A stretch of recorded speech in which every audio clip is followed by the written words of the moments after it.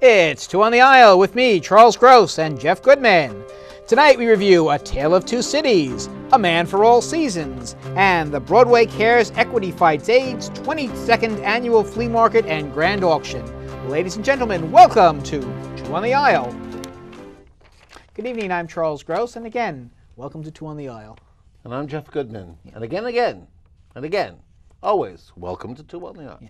I just want to clarify something that I said during the opening You made a mistake already? Well, not quite. We will not be reviewing the auction, but we will be reporting on it.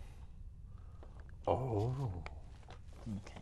Shall we talk about A Man of All Seasons? A Man for All Man for All Seasons Seasons, is not what I would call brilliant. Oh? It's what I call boring. Really? Mm-hmm. Even with Frank Langella's incredible performance? Even with Frank Langella's good Incredible. performance. Good? Only good? Only good. Okay. I don't know. I think Frank Langella finally hit a point in my life where he thinks a little bit too much of himself. Oh. He takes on super ooper duper importance in this role, where Well, the character is an important character. He plays Sir Thomas More. Yeah. Now, Sir Thomas More Is a very pensive person who thinks about things a long time and always makes the right decision.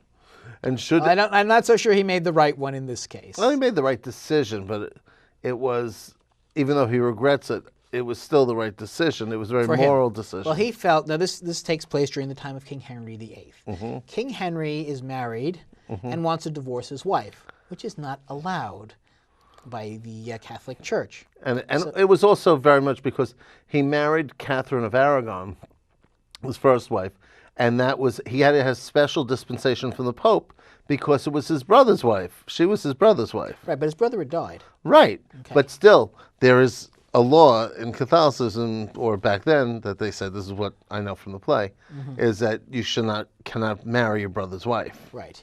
This were a different form. Actually, in Judaism, interestingly, if the brother dies childless, the other, then you were obligated to marry the wife, but there were ways to get around that. But this is like about the Catholic Church in Right. around 16, whatever, or 15. What year Right. were we in? But anyway.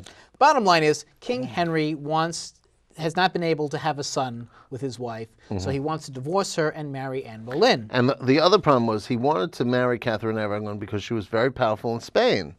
So now Spain is a little annoyed that he wants to get a divorce. That doesn't seem to bother King Henry. In fact, Nothing bothers King Henry. Well, yes, something does bother him. That Thomas More will not support his decision to do this. Well, because Thomas More is his spiritual advisor. He has moved Thomas More into the position of spiritual. Thomas More was always around, but they moved him into the point of spiritual advisor to the king, and he was supposed to make it easier and to help convince Rome to allow this divorce. And he was very conflicted about the whole thing, which we hear for about 2.5, 3 hours. Oh, Roper, the law. I know what's legal, not what's right, and I'll stick to what's legal. When you set man's law above God's. No, far below. But let me draw your attention to a fact. I'm not God. The currents and eddies of right and wrong, which you find such plain sailing, I can't navigate. I'm no voyager. But in the thickets of the law, there, I'm a forester. And I doubt if there's a man alive who could follow me there. Thank God. While you talk, he's gone. And go he should if he was the devil himself until he broke the law. So now you give the devil the benefit of the law. Yes, what would you do? Cut a great road through the law to get after the devil? I'd cut down every law in England to do that. Oh? And when the last law was down and the devil turned round on you, where would you hide, Roper? The laws all being flat. This country is planted thick with laws, from coast to coast. Man's laws, not God's. And if you cut them down, and you're just the man to do it, do you really think you could stand upright in the winds that would blow then? Yes. I'd give the devil benefit of the law for my own safety's sake. I have long suspected this. This is the golden calf. The law's your God. Oh, Roper, you're a fool. God's my God. But I find him rather too subtle. I don't know where he is. I don't know what he wants. Right, and well, I have to say it starts off, though, very, very strongly with A wonderful performance from Frank Langella. I admit toward the end it starts dragging. When Well, they've got there's- the guy in jail, when they're about to hang him, it just kind of slows down a bit, and you're thinking, okay, we get it. They're not going to convince him. They're going to kill him. Move yeah. on.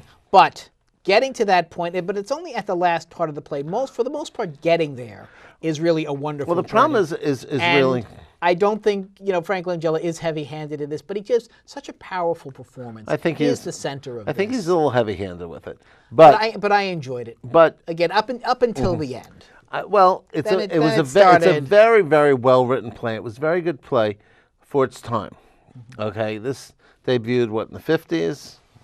It was great for its time. It is a 3-hour play, and it does drag a lot.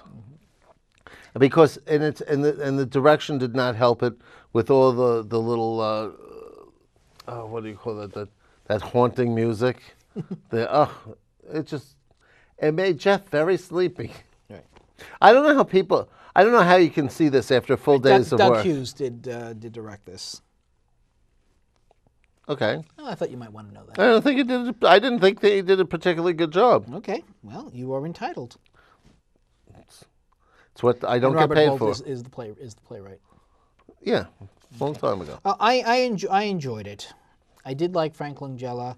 I enjoyed the other cast members. I think that they were all fine, but I think the play is, frankly, it's like, okay, I don't really care that much about King Henry VIII and if he gets a divorce, because we all know he did get the divorce. Yes, he did. He Married Anne Boleyn only to chop her head off. That seemed to happen a lot to his Nope, his wives. only twice. Only twice. Okay, but he had It six was, wives, yep, didn't divorced, beheaded, died. Divorced, beheaded, outlived. he? Okay. Because his third wife gave him a boy, and died in childbirth. And ironically, there is a play concerning that boy, Which is? The Prince and the Pauper. Was that? Yeah, that. Yes. Oh, okay. Yes. All right. Well, onward and upward. Okay. But for the most part, I did enjoy it. I know you didn't. Again, I'll agree with you. No, that I it slows liked down it. At I the mean, end. it's a good show, but it did put me, frankly, to And sleep. I like Patrick Page as King Henry. It did It's put me a to sleep. very different King Henry, by the way. Oh, yeah, they took the Grinch and made him King Henry. I mean, Explain that, please. he played the Grinch and How the Grinch Stole Christmas, and he's the same thing. It's very jovial. That's not a very different King Henry. Oh, I think so. King Henry's normally this fat guy, and This is a very young King Henry. okay, well, He's always jovial. He's always happy. That's what they always say about him. And most of the portrayals I've seen have been a bit more heavy-handed. well, if in his serious. older age. It's a very light portrayal of King Henry. Okay, well, I think they needed something light in this play. But I'm telling you, it's a good play. It's nice. But I'm telling you, as I told you before the performance, we saw this on a weekend. I even took a nap because I knew it's a very long play. Yes. I didn't want to fall asleep. And the play just Somonixed me a little bit. Not a lot. I was hanging in there for a long time, but I must say I did take like a 2-minute nap. All right.